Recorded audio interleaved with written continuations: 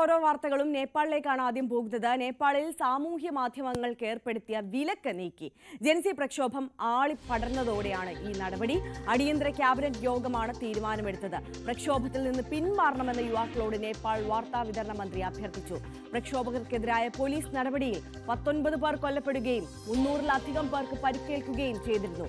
രാജ്യസുരക്ഷയുടെ പേരിലാണ് 23 സമൂഹ മാധ്യമ സൈറ്റുകൾ പിൻവലിച്ചത്. അതേസമയം പ്രധാനമന്ത്രിയുടെ രാജി, അഴിമതികളിൽ അന്വേഷണം അടക്കമുള്ള ആവശ്യമുന്നയിച്ച് കാഠ്മണ്ഡുവിൽ പ്രക്ഷോഭം തുടരാനാണ് പ്രതിഷേധക്കാരുടെ തീരുമാനം.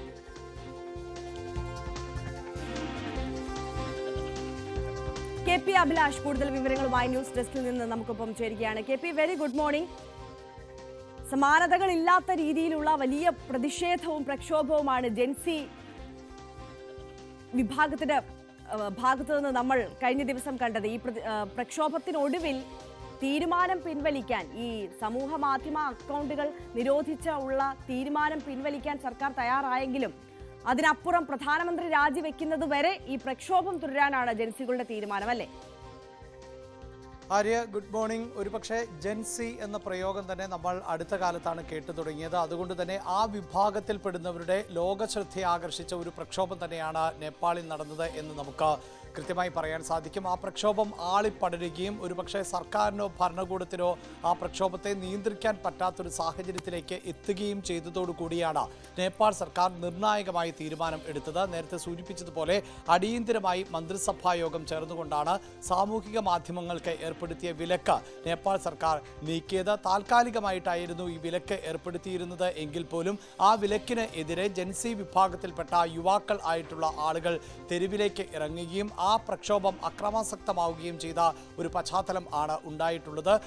ഇന്നലെ വൈകിട്ടോടുകൂടിയാണ് അടിയന്തരമായ ക്യാബിനറ്റ് ചേർന്നുകൊണ്ട് ഇത്തരത്തിലൊരു നിർണായക തീരുമാനം കൈക്കൊണ്ടതായി വാർത്താ വിതരണ മന്ത്രി പൃഥ്വി ശുഭ ഗുരുങ് വ്യക്തമാക്കുകയും ചെയ്തത്. അതോടൊപ്പം തന്നെ പ്രക്ഷോഭത്തിൽ നിന്ന് പിന്മാറണമെന്ന് യുവാക്കളോട് മന്ത്രി അഭ്യർത്ഥിക്കുകയും ചെയ്തിട്ടുണ്ട്. കഴിഞ്ഞ ദിവസം ആയിരുന്നു ഈ കലാപത്തിന് സമാനമായ ഒരു സാഹചര്യത്തിലേക്ക് ഈ പ്രക്ഷോഭം എത്തുകയും അങ്ങനെ 19 പേർ മരണപ്പെടുകയും 300-ലധികം ആളുകൾക്ക് പരിക്കേൽക്കുകയും ചെയ്തത്.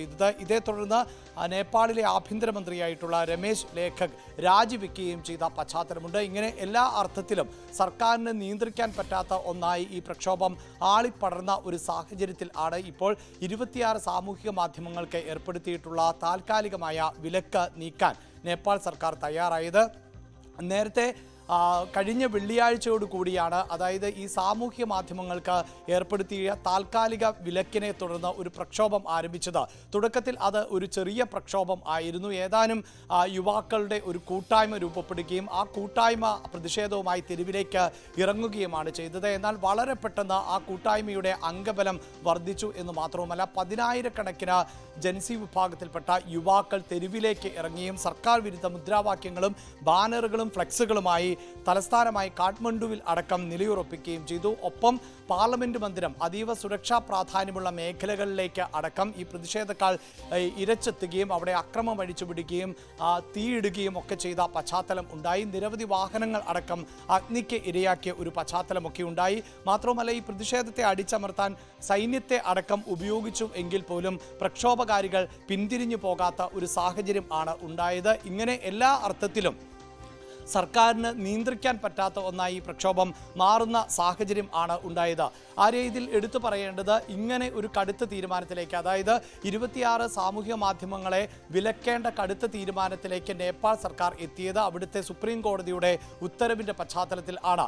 അതായത് രാജ്യസുരക്ഷയെ അടക്കം ബാധിക്കുന്ന തരത്തിലുള്ള പല പ്രവർത്തനങ്ങളും സമൂഹ മാധ്യമങ്ങൾ വഴി നടക്കുന്നു എന്ന് കണ്ടെത്തുകയും അതേ തുടർന്ന് കോടതി തന്നെ ആണ് സർക്കാരിനോട് ഇതുമായി ബന്ധപ്പെട്ട നിർദ്ദേശം നൽകുകയും ചെയ്തത്. അതായത് രാജ്യത്ത് പ്രവർത്തിക്കുന്ന, നേപ്പാളിൽ പ്രവർത്തിക്കുന്ന സാമൂഹിക മാധ്യമങ്ങൾക്ക് ചില നിയന്ത്രണങ്ങൾ ഏർപ്പെടുത്തുക, അതിന് ചില മോണിറ്ററിംഗ് സംവിധാനങ്ങൾ ഏർപ്പെടുത്തണമെന്ന നിർദ്ദേശമാണ് സുപ്രീം കോടതി മുന്നോട്ട് വെച്ചത്. ഇതിന്റെ അടിസ്ഥാനത്തിലായിരുന്നു നേപ്പാൾ സർക്കാർ രാജ്യത്ത് പ്രവർത്തിക്കുന്ന സാമൂഹിക മാധ്യമങ്ങൾ രാജ്യസുരക്ഷയുടെ പേരിൽ ആണ് ഈ നിരോധനം നിലവിൽ ഏർപ്പെടുത്തിയത് എങ്കിൽ പോലും ഈ ജൻസി വിഭാഗം പറയുന്ന ഒരു വിഷയമുണ്ടല്ലോ, അതായത് ഈ സർക്കാരിനെതിരായിട്ടുള്ള കടുത്ത അഴിമതി ആരോപണങ്ങൾ സജീവമായി സമൂഹ മാധ്യമങ്ങളിൽ ചർച്ചയാകുന്നുണ്ടായിരുന്നു. അതിന് ഒരു തടയിടുക എന്നുള്ള കുബുദ്ധി കൂടി ഇതിന് പിന്നിൽ പ്രവർത്തിച്ചു എന്ന തരത്തിലുള്ള ചില വിമർശനങ്ങളും ചർച്ചകളും ഒക്കെയും ഈ ജൻസി വിഭാഗത്തിന്റെ ഇടയിൽ നടക്കുന്നുണ്ടല്ലോ. തീർച്ചയായും ആര്യ പറഞ്ഞതുപോലെ തന്നെ കഴിഞ്ഞ ഏതാനും നാളുകളായി നേപ്പാളിൽ യുവാക്കൾ ആയിട്ടുള്ളവർ അസ്വസ്ഥരാണ്. പ്രത്യേകിച്ച് സാമ്പത്തിക അസ്ഥിരത രാജ്യത്തെ വലിയൊരു വിഭാഗം ആളുകളെ അതൃപ്തിപ്പെടുത്തുന്നുണ്ട് എന്ന് മാത്രവുമല്ല, യുവാക്കൾക്ക് ഉൾപ്പെടെ കൃത്യമായ തൊഴിലിടങ്ങൾ ലഭ്യമാകാത്ത ഒരു സാഹചര്യം ആണ് നേപ്പാളിൽ ഉള്ളത് എന്നതാണ് അവിടുത്തെ പ്രതിസന്ധിക്ക് പ്രധാനപ്പെട്ട കാരണം. ഇത്തരം പ്രതിസന്ധി നിലനിൽക്കുമ്പോൾ തന്നെ ഇപ്പോൾ KP ശർമ്മ ഒലി നേതൃത്വം നൽകുന്ന സർക്കാർ അവിടെ വലിയ തോതിലുള്ള അഴിമതിയാണ് നടത്തിക്കൊണ്ടിരിക്കുന്നത് എന്ന വിമർശനവും യുവാക്കൾക്ക് ഇടയിൽ നിന്ന് ഉയരുന്ന പശ്ചാത്തലമുണ്ട്. ഈ സാമ്പത്തിക അസ്ഥിരത, തൊഴിലില്ലായ്മ ഉൾപ്പെടെയുള്ള പ്രശ്നങ്ങൾ നേരത്തെ തന്നെ നേപ്പാളിൽ വലിയ തോതിൽ ചർച്ചയാകപ്പെട്ട സാഹചര്യം ആണ് ഉള്ളത്. ഈ ചർച്ചകളെ ആളിപ്പടർത്തുന്ന തരത്തിൽ ഉള്ള സോഷ്യൽ മീഡിയ ഇൻഫ്ലുവൻസർമാർ നേപ്പാളിൽ ധാരാളമായിട്ടുണ്ട്. അതായത് യൂട്യൂബ്, ഫേസ്ബുക്ക്, ഇൻസ്റ്റാഗ്രാം പോലെയുള്ള സാമൂഹിക മാധ്യമങ്ങൾ വഴി സർക്കാരിന് എതിരായ പ്രതിഷേധങ്ങളും വിമർശനങ്ങളും ഒക്കെ ഉയർത്തിക്കൊണ്ടുവരുന്ന നിരവധിയായ ആളുകൾ നേപ്പാളിൽ ഉണ്ട്. യൂട്യൂബർമാർ, ഇൻഫ്ലുവൻസർമാർ ഉണ്ട്. ഇവരൊക്കെ സർക്കാരിനെതിരായ അഴിമതിയുമായി ബന്ധപ്പെട്ട വിഷയങ്ങൾ, രാജ്യം നേരിടുന്ന പ്രതിസന്ധിയുമായി ബന്ധപ്പെട്ട വിഷയങ്ങൾ ഒക്കെ ഉയർത്തിക്കൊണ്ടുവരികയും ചെയ്യാറുണ്ട്. ഇങ്ങനെ വലിയ പ്രതിഷേധങ്ങൾ ഈ സോഷ്യൽ മീഡിയ പ്ലാറ്റ്ഫോമുകളിൽ നടക്കുന്നതിന് ഇടയിലായിരുന്നു വളരെ പ്രധാനപ്പെട്ട തീരുമാനം സർക്കാരിൻ്റെ ഭാഗത്ത് നിന്ന് ഉണ്ടായിട്ടുള്ളത്. പക്ഷേ സർക്കാർ ഇതിൽ നൽകുന്ന വിശദീകരണം എന്നത് സുപ്രീം കോടതിയുടെ നിർദ്ദേശപ്രകാരമാണ് ഈ സാമൂഹിക മാധ്യമങ്ങൾക്ക് നിർദ്ദേശം നൽകിയത്. വിലക്കുക എന്നത് സർക്കാരിൻ്റെ ലക്ഷ്യമായിരുന്നില്ല എന്ന് സർക്കാർ വ്യക്തമാക്കുന്നുണ്ട്. മാത്രവുമല്ല, വിലക്കിയ നടപടിയെ ഒരു തരത്തിലും തിരുത്തേണ്ട ഒന്നായി കണക്കാക്കുന്നില്ല എന്ന് തന്നെയാണ് പ്രധാനമന്ത്രി പറയുന്നത്. കാരണം രാജ്യസുരക്ഷയെ ബാധിക്കുന്ന തരത്തിലാണ് ഇപ്പോൾ സമൂഹ മാധ്യമങ്ങളടക്കം പ്രവർത്തിക്കുന്നത്. അവിടെ പ്രവർത്തിക്കുന്ന സാമൂഹിക മാധ്യമങ്ങൾ നേപ്പാൾ സർക്കാരുമായി ബന്ധപ്പെട്ട മന്ത്രാലയത്തിന് കീഴിൽ രജിസ്റ്റർ ചെയ്യണം എന്ന ഒരു നിബന്ധനയാണ് മുന്നോട്ട് വെച്ചിട്ടുള്ളത്. ആ നിബന്ധന പാലിക്കുന്ന എല്ലാ സാമൂഹിക മാധ്യമങ്ങൾക്കും, അത് ഫേസ്ബുക്ക് ആണെങ്കിലും യൂട്യൂബ് ആണെങ്കിലും ഇൻസ്റ്റാഗ്രാം പോലെയുള്ള സാമൂഹിക മാധ്യമങ്ങളാണെങ്കിലും അവയ്ക്ക് പ്രവർത്തിക്കാൻ ഒരു തടസ്സവുമില്ല എന്നാണ് നേപ്പാൾ സർക്കാർ വ്യക്തമാക്കുന്നത്. ടിക്ടോക്ക് ഉൾപ്പെടെയുള്ള സാമൂഹിക മാധ്യമങ്ങൾ ഇപ്രകാരം നേപ്പാൾ സർക്കാരിൻ്റെ നിർദ്ദേശം അനുസരിച്ച് രജിസ്റ്റർ ചെയ്യുകയും പ്രവർത്തിക്കുകയും ചെയ്യുന്നുണ്ട്. ഇതിലെടുത്തു പറയേണ്ടത് ആര്യ, ഈ പ്രക്ഷോഭത്തിന് ആക്കം കൂട്ടിയത് അല്ലെങ്കിൽ പ്രക്ഷോഭകാരികളെ ഒരുമിപ്പിച്ച് നിർത്തിയത് നിലവിൽ നേപ്പാളിൽ ഈ അനുമതി ലഭിച്ച സോഷ്യൽ മീഡിയ പ്ലാറ്റ്ഫോം തന്നെയാണ് എന്നതാണ്. ഇത്തരം സോഷ്യൽ മീഡിയ പ്ലാറ്റ്ഫോമുകളിലൂടെ തന്നെയാണ് ജൻസികൾ ഒരുമിക്കുകയും അവർ കൂട്ടായ ഒരു പ്രതിഷേധത്തിലേക്ക് കടക്കുകയും ചെയ്തത്. പക്ഷേ 26 സാമൂഹിക മാധ്യമങ്ങൾ, യൂട്യൂബ് ഉൾപ്പെടെ ഫേസ്ബുക്ക് ഉൾപ്പെടെ ഈ നിർദ്ദേശം പാലിക്കാൻ തയ്യാറായില്ല. ഓഗസ്റ്റ് 28 മുതൽ സെപ്റ്റംബർ 4 വരെയുള്ള സമയം ആയിരുന്നു ഈ സാമൂഹിക മാധ്യമ പ്ലാറ്റ്ഫോമുകൾക്ക് സർക്കാരുമായി ബന്ധപ്പെട്ട രജിസ്ട്രേഷൻ സംവിധാനത്തിൽ രജിസ്റ്റർ ചെയ്യാനായി സമയം അനുവദിച്ചത്. ആ സമയത്തിന് ശേഷവും രജിസ്റ്റർ ചെയ്യാത്ത സാമൂഹിക മാധ്യമങ്ങൾക്ക് ആണ് താൽക്കാലികമായ വിലക്ക് ഏർപ്പെടുത്തിയത്. മാത്രവുമല്ല, ഇതിൽ സർക്കാർ പറയുന്നത് ഇത്തരം സാമൂഹിക മാധ്യമങ്ങൾ, അത് നമുക്കറിയാമല്ലോ ആര്യ, പല സാമൂഹിക മാധ്യമങ്ങളുടെയും പ്ലാറ്റ്ഫോമുകൾ നിയന്ത്രിക്കപ്പെടുന്നത് മറ്റ് രാജ്യങ്ങളിൽ നിന്നുകൊണ്ടാണ്. മറ്റ് രാജ്യങ്ങളാണ് ഈ ആപ്പുകൾ എല്ലാം തന്നെ തയ്യാറാക്കുകയും ചെയ്തിട്ടുള്ളത്. അപ്പോൾ ഈ ആപ്പുകൾ ഉപയോഗിക്കുമ്പോൾ അതിൽ വലിയൊരു ശതമാനം സാമ്പത്തിക നേട്ടം ഉണ്ടാക്കുന്നത് ഈ ആപ്പിൻ്റെ നിർമ്മാതാക്കളും നിയന്ത്രണം നടത്തുന്നവരുമാണ്. അങ്ങനെ രാജ്യത്തെ സമ്പത്തിൻ്റെ വലിയൊരു വിഭാഗം ഇവർ കൈയടക്കുകയും എന്നാൽ ഒരു തരത്തിലും രാജ്യത്തെ നിയന്ത്രണങ്ങൾ ഇവർക്ക് ബാധകവും അല്ലാത്ത ഒരു സംവിധാനം തുടർന്നു പോകാൻ സാധിക്കില്ല എന്ന് കോടതി നിരീക്ഷിച്ചൊരു പശ്ചാത്തലമുണ്ട്. മാത്രവുമല്ല, ഇപ്പോൾ നമ്മുടെ രാജ്യത്തേതുപോലെ തന്നെ ഇന്ത്യയിലേതുപോലെ തന്നെ ഈ സോഷ്യൽ മീഡിയ വഴി ഉണ്ടാകുന്ന പരാതികൾ വ്യാപകമാണ് നേപ്പാളിൽ. അങ്ങനെ ഉണ്ടാകുന്ന പരാതികൾ പരിഹരിക്കുന്നതിന് അവിടെ ഒരു സംവിധാനം ഇല്ല. അങ്ങനെ ഒരു സംവിധാനം ഏർപ്പെടുത്തണമെന്നും ആ സംവിധാനത്തിൻ്റെ ഭാഗമായി നേപ്പാൾ പൗരന്മാർ ഉൾപ്പെടുന്ന ഒരു സംഘം ഉണ്ടാകണമെന്ന നിർദ്ദേശവും സുപ്രീം കോടതി മുന്നോട്ട് വെച്ചിരുന്നു. ഇതിൻ്റെ അടിസ്ഥാനത്തിൽ കൂടിയാണ് ഈ വിലക്ക് ഏർപ്പെടുത്തിയത് എന്നുള്ളതാണ് നേപ്പാൾ സർക്കാരിൻ്റെ അവകാശവാദം.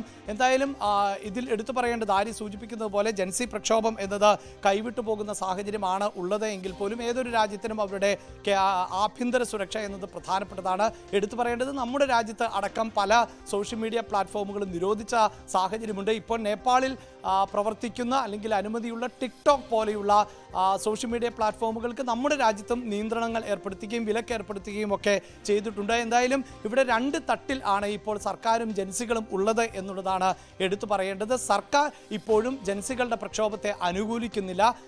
നിലവിൽ പ്രക്ഷോഭം കൈവിട്ടു പോയ ഒരു സാഹചര്യം അല്ലെങ്കിൽ നിയന്ത്രിക്കാൻ പറ്റാത്ത ഒരു സാഹചര്യത്തിൽ മാത്രമാണ് ഈ താൽക്കാലികമായ വിലക്ക് എടുത്തു കളഞ്ഞിട്ടുള്ളത്. പക്ഷേ ഒരു കാര്യം എടുത്തു പറയേണ്ടതുണ്ട് KP അഭിലാഷ്. എന്തായാലും ജൻസി പ്രക്ഷോഭം അത് സർക്കാരിനെ വല്ലാതെ പിടിച്ചുലച്ചിട്ടുണ്ട്. നേരത്തെ തന്നെ തുലാസിലായിട്ടുള്ള സർക്കാരിനെ എന്തായാലും അത് താഴെ ഇറക്കാൻ തക്ക വിധത്തിലേക്ക് ഈ പ്രക്ഷോഭം ആളിപ്പടരുന്നുണ്ട് എന്നതല്ലേ സാഹചര്യം? എന്താണ് രാഷ്ട്രീയ സാഹചര്യം ഇപ്പോൾ? തീർച്ചയായും ആര്യ, നിലവിൽ ഈ വിലക്ക് പിൻവലിച്ചു എങ്കിൽ പോലും അതുകൊണ്ട് ജൻസികളുടെ പ്രക്ഷോഭം അവസാനിക്കുമോ എന്നത് നമുക്ക് ഇപ്പോൾ വിലയിരുത്താൻ സാധിക്കില്ല. അവിടെയാണ് ഞാൻ നേരത്തെ സൂചിപ്പിച്ചതുപോലെ തന്നെ ശർമ്മ ഒലിയുടെ സർക്കാരിന് എതിരെ വലിയ തോതിലുള്ള ജനവികാരം ഉണ്ട്. പ്രത്യേകിച്ച് യുവാക്കൾക്ക് ഇടയിൽ അവർക്ക് അവസരങ്ങൾ ലഭിക്കുന്നില്ല, അവർക്ക് രാജ്യത്ത് കൃത്യമായ പ്രാതിനിധ്യം ലഭിക്കുന്നില്ല, ഇടം ലഭിക്കുന്നില്ല. സാമ്പത്തിക അസ്ഥിരത വലിയൊരു വിഭാഗം യുവാക്കളെയും മാനസികമായി തളർത്തുന്നുണ്ട്. അവർക്ക് തൊഴിൽ അവസരങ്ങൾ സൃഷ്ടിക്കാൻ സാധിക്കുന്നില്ല. ഇങ്ങനെയൊക്കെയുള്ള വലിയ പരാതികൾ നിലനിൽക്കുന്നു. ഒപ്പം സർക്കാരിൻ്റെ അഴിമതി എന്നത് ഇതിനു മുമ്പ് ഏതൊരു കാലഘട്ടത്തെക്കാളും ഉയർന്നു നിൽക്കുന്ന ഒരു സാഹചര്യമാണുള്ളത്. അതിനെ ചോദ്യം ചെയ്യാൻ മുതിർന്ന തലമുറയിൽപ്പെട്ടവർ തയ്യാറാകുന്നില്ല എന്ന വിമർശനം കൂടിയാണ് യുവാക്കൾ ആയിട്ടുള്ളവർ ഉന്നയിക്കുന്നത്. പക്ഷേ ആര്യ, ഇതിൽ രണ്ട് കാര്യങ്ങൾ കൂടിയുണ്ട്. ഒരു ഭാഗത്ത് ഇതെല്ലാം പറയുമ്പോഴും സ്കൂൾ കുട്ടികൾ ഉൾപ്പെടെയുള്ളവർ യൂണിഫോം അണിഞ്ഞുകൊണ്ടാണ് ഈ പ്രതിഷേധത്തിന്റെ ഭാഗമാകുന്നത്. അങ്ങനെയുള്ള കുട്ടികൾ എത്രത്തോളം സർക്കാർ വിരുദ്ധതയെ ഉൾക്കൊണ്ടുകൊണ്ടാണ് തെരുവിലേക്ക് ഇറങ്ങിയിട്ടുള്ളത് എന്നത് നമുക്ക് ഈ ഘട്ടത്തിൽ പറയാൻ സാധിക്കില്ല. ഒരു പക്ഷേ പ്രായപൂർത്തിയായിട്ടുള്ള യുവാക്കൾ അവർ നടത്തുന്ന പ്രതിഷേധങ്ങൾ അത് അർത്ഥവത്തായ പ്രതിഷേധങ്ങൾ തന്നെയാണ്. അവർക്ക് സർക്കാർ വിരുദ്ധ പ്രതിഷേധങ്ങളുടെ ആഴം മനസ്സിലാക്കാൻ സാധിക്കും. പക്ഷേ സ്കൂൾ കുട്ടികൾ ഉൾപ്പെടെയുള്ളവർ തെരുവിലേക്ക് ഇറങ്ങുമ്പോൾ അത് സർക്കാരിനും ഭരണകൂടത്തിനും എതിരായ അവരുടെ പ്രവർത്തനങ്ങളിൽ ഉണ്ടാകുന്ന വൈകല്യങ്ങൾക്കെതിരായ പ്രതിഷേധം എന്ന് പൂർണ്ണമായി നമുക്ക് വിലയിരുത്താൻ സാധിക്കില്ല. ഒരുപക്ഷെ യുവതലമുറ എന്നത് സാമൂഹിക മാധ്യമങ്ങളെ അത്രമേൽ ഉപയോഗിക്കുന്ന, നമുക്ക് കുറച്ചുകൂടി പ്രേക്ഷകർക്ക് ബോധ്യപ്പെടാൻ മനസ്സിലാക്കാൻ പറയുന്നത് ഏതാണ്ട് ഇന്ത്യയുടേതിന് സമാനമായ സാമൂഹിക പശ്ചാത്തലവും ഭൂമിശാസ്ത്രപരമായ സാഹചര്യവും ഭൗതിക തലവും ഒക്കെയുള്ള ജനതയാണ് നേപ്പാളിലേത് എന്നുള്ളതാണ്. നമുക്ക് നമ്മുടെ രാജ്യത്ത് തന്നെ ഒരു തലമുറ എത്രത്തോളം സമൂഹ മാധ്യമങ്ങളെ, ഡിജിറ്റൽ സംവിധാനങ്ങളെ പ്രയോജനപ്പെടുത്തുന്നുണ്ട് എന്നും അതിൽ നിന്ന് അവർക്ക് മാറി നിന്നുകൊണ്ട് ഒരു ദിവസം പോലും മുന്നോട്ട് പോവുക എന്നത് എത്രത്തോളം അസാധ്യമെന്നും മനസ്സിലാക്കാവുന്നതേയുള്ളൂ. അങ്ങനെ ഒരു പശ്ചാത്തലം തന്നെയാണ് നേപ്പാളിലും ഉരുത്തിരിഞ്ഞു വന്നത് എന്നുള്ളതാണ്.